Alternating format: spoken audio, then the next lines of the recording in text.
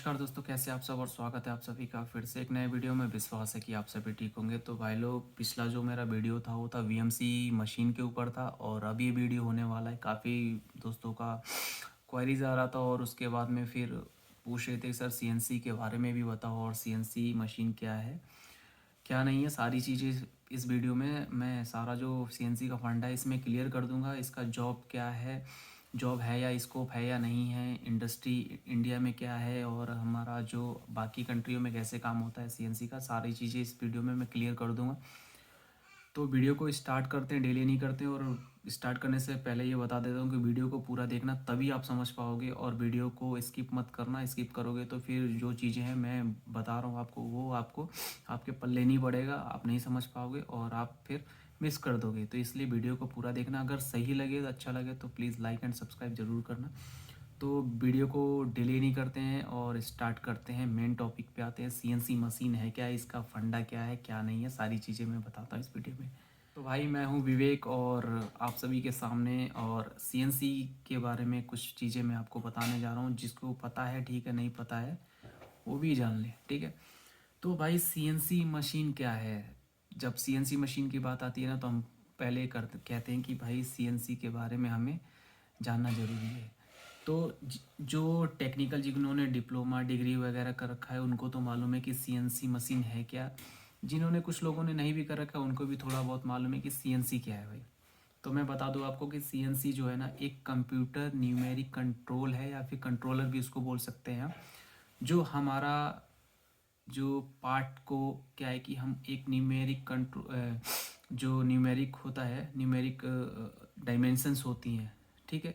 उसका मापन होता है, उसके अकॉर्डिंग क्या है कि हम उस कंप्यूटर में फीड करके उसके द्वारा ऑपरेट करते हैं, और ऑटोमेटिक ऑपरेट करता है। उस जो पार्ट शेप एंड साइज़ चाहिए हमें, उस डायमेंशन के अकॉर्डिंग वो पार्ट हमारा बन जाता है भाई। मशीन अलग है, सीएनसी अलग है। सीएनसी क्या है कि हमारा डिस्प्ले है, एक सॉफ्टवेयर पे काम करता है, और उसको ऑपरेट करता है। कौन करता है? सीएनसी ऑपरेट करता है उस मशीन को, ठीक है। तो सीएनसी को मैं एक सिंपल वे में अगर देखूँ ना, तो भाई सीएनसी मिलिंग हुआ, सीएनसी लेथ हुआ, फिर सीएनसी रूटिंग हुआ, सीएनसी लेज़र मशीन हुआ, और सीएनसी ईडीएम मशीन हुआ। ये सारी चीज़ें क्या है कि सीएनसी ही लग रही है, ठीक है। मशीन अलग अलग है, अलग अलग एक्सिस पे काम करती हैं, अलग अलग। तो बात करते हैं हम भाई, पहले सीएनसी मिलिंग के ऊपर बात करेंगे, ठीक है।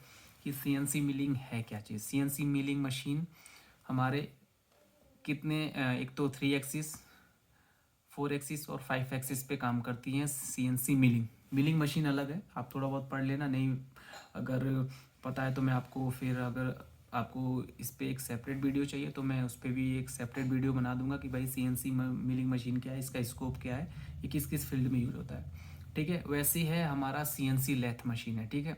एक सिंपल लेथ, एक है लेथ मशीन सेंटर, ठीक है। एक सीएनसी लेथ है और एक लेथ सेंटर है, ठीक है।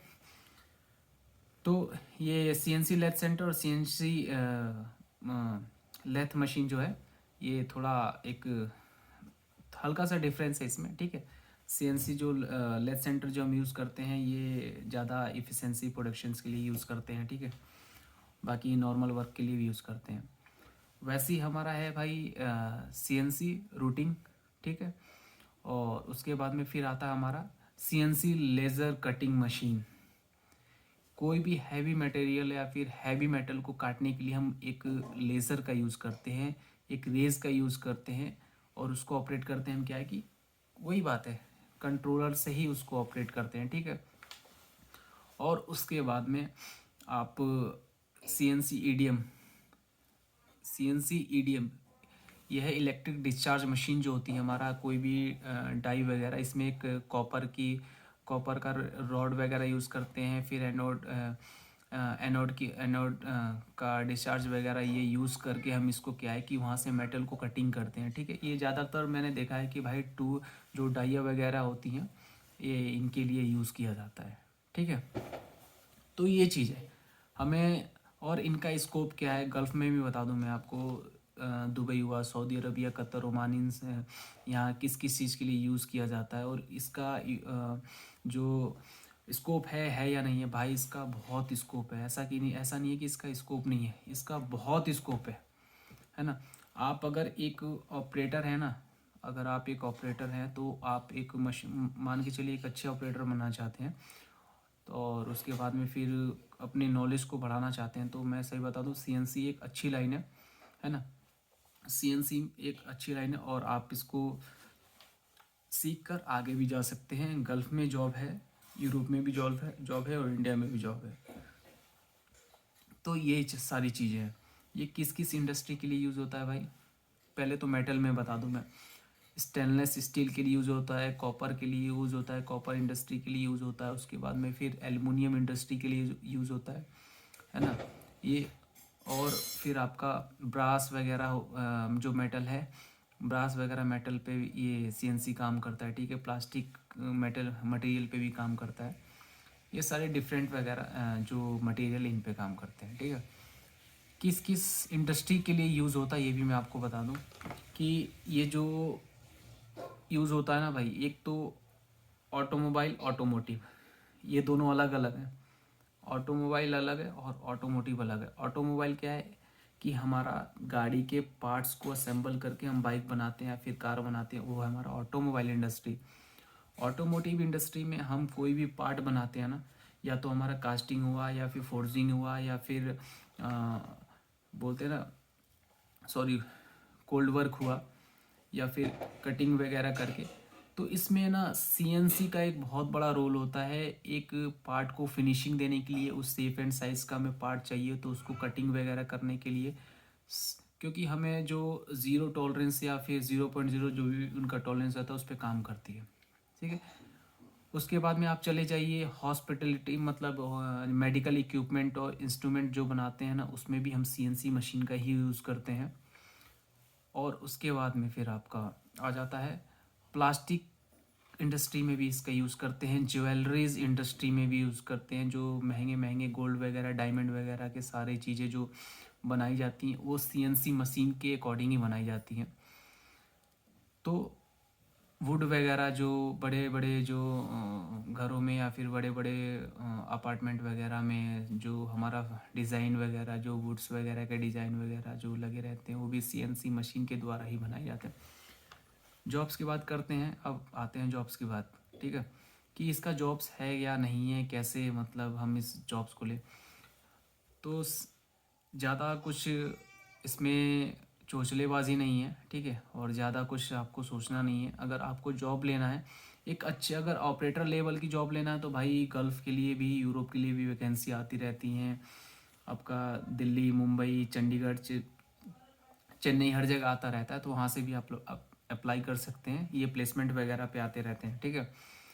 अगर आप सीएनसी ऑपरेटर की जॉब लेना चाहते हैं तो उस चीज़ में आपको सीएनसी ऑपरेटिंग में आपको थोड़ा बहुत कहने की ऑफसेट वगैरह के बारे में थोड़ा बहुत नॉलेज होना चाहिए, और नॉर्मल कोडिंग वगैरह हम लोग जो रीसेट वगैरह, जो अलार्म वगैरह रीसेट कर लेते हैं, और ये सब चीज़ें, ठीक है।